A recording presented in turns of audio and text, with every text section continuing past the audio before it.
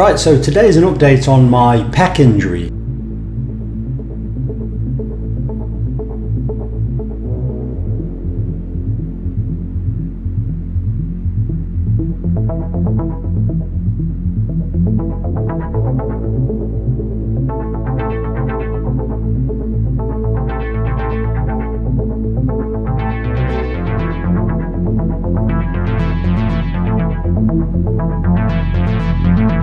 Now, last time we spoke, I was waiting for an MRI, and I was a few weeks down the line from the injury.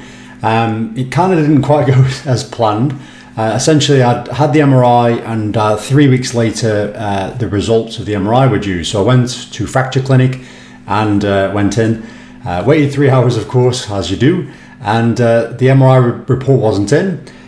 So the consultant who I was originally with sent me into another consultant who was actually an expert in pec tears and has even written research papers on pec tears as well, which was really good.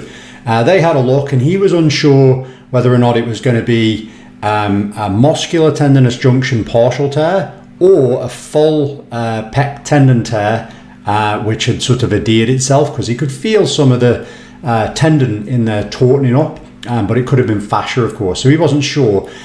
He got the MRI report being done, so he managed to swing that with the MRI department, but he actually had the MRI in front of him but not the report. He looked at the MRI, and amazingly they hadn't MRI'd enough of my body. So when I went to the MRI department, the lady says to me, is it your left shoulder? I said yes, but it's a pec, assuming that they would know what that is. So they only went to here and didn't go far enough across to see the muscular tendinous junction part. So of course it was inconclusive and needed another one. Obviously the consultant was rather concerned, because we were already at 5 weeks at this point post-injury, and then I was on holiday for a week, and he wanted it to be, if it was a surgical job, he wanted to be at around 6 weeks and no later, which would put me really when I got back off holiday. So he arranged another MRI speedily, which was very good. Had that MRI done, and then rearranged the consultant appointment to see the MRI only a couple of days later. So it was about 6.5 weeks at this point.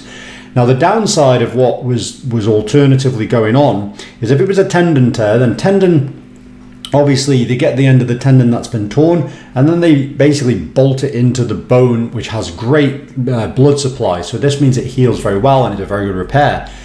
The muscular tendinous junction, however, is by nature poor blood supply, obviously into tendon, which has got poor blood supply, and obviously a muscle is not exactly got a lot of purchase on it. So if you look at evidence on muscular tendinous junction tears of the pec, it's rather hit and miss. He knows what he's on about as a pec surgeon as well, and he was saying it's not really worth trying to repair it. It's not very strong repair, not very high outcome repair. And this makes sense from other areas as well. Trying to sew muscle to tendon just doesn't heal well, doesn't do well, and it sort of doesn't catch hold very good. But he thought it was partial. So I was going to this consultation wondering which way I wanted it to be. Did I want it to be the tendon tear that's repairable, but then I'm in a sling for 6 weeks and it's a long rehab process? Or do I want a partial tear that's not that big, which means you can't repair it, but you can then perhaps rehab it up and build a bit more muscle thickness to compensate for the little bit that's torn away? However, the news was the worst news. It was literally, when I got in there, they said, right, the MRI shows a complete sternal head muscular tendinous junction tear. So it's completely off. So the muscular tendinous junction, all the muscle fibers that attach to the tendon have ripped completely away on the sternal head, which is all of the lower portion of the pec. The higher portion, the upper pec, which is the clavicular head, even that was slightly torn, but only a little bit. So essentially not really repairable. And obviously we're already way too far down the line. I can even feel the lump of scar where the muscle was obviously pulled away and stuck on, and you can kind of see a little bit of a bump at that point as well. So it's all muscle heals. So obviously that pull off has then stuck and adhered to whatever's underneath. So this means that in reality, it's not, even if it was a viable option to try to repair it, it would have been probably too late. So this means then basically I have a whole lower pec not attached to the bone. And now the good thing with the body is it's adaptable. So if you think about various muscles through the body, so your pec is an adductor, but so is your lat. so is rotator cuff, you know, so there are muscles in there that are doing that as well. It's also a flexor from down and up, but so is your anterior deltoid. It is also an internal rotator, but again, you've got internal rotators like lats or partially internally rotated, and you've got rotator cuff muscles like the subscapularis, which is also an internal rotator, and therefore there's plenty of muscles that are around which can do the job of the pec. It just means you will not have the same absolute strength. But for me personally, it's not going to be the end of the world. Obviously, aesthetically, it's going to atrophy, and it's going to, obviously this will take time to see what it will look like longer term.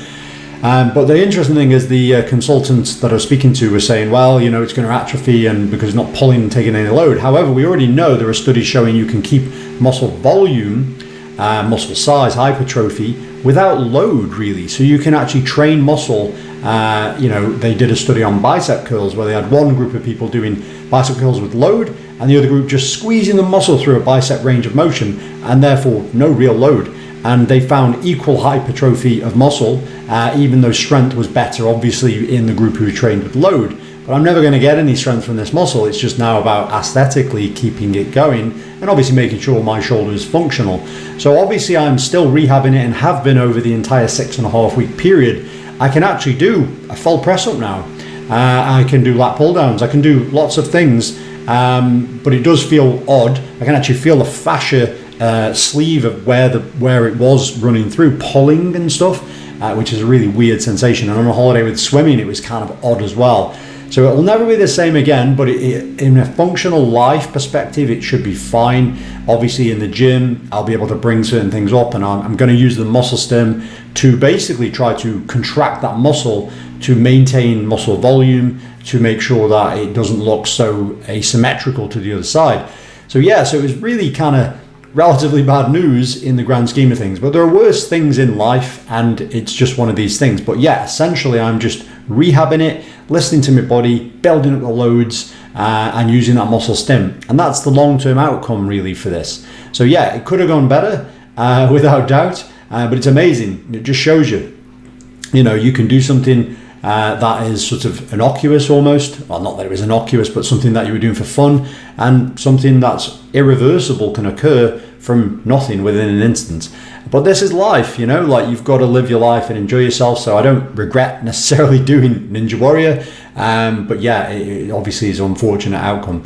But yeah, I thought I'll give you an update. Like I say, it's interesting because it's even rarer to have a muscular tendinous junction tear, especially a full one, than even the tendon. But I think over the years, as we have more resistance training and people doing more parkour and all this stuff, we may see this injury and injuries like the pec tear become more prevalent in the athletic and younger population. But yeah, it is what it is. And yeah, that concludes this video. So thanks for watching. I'll see you next time.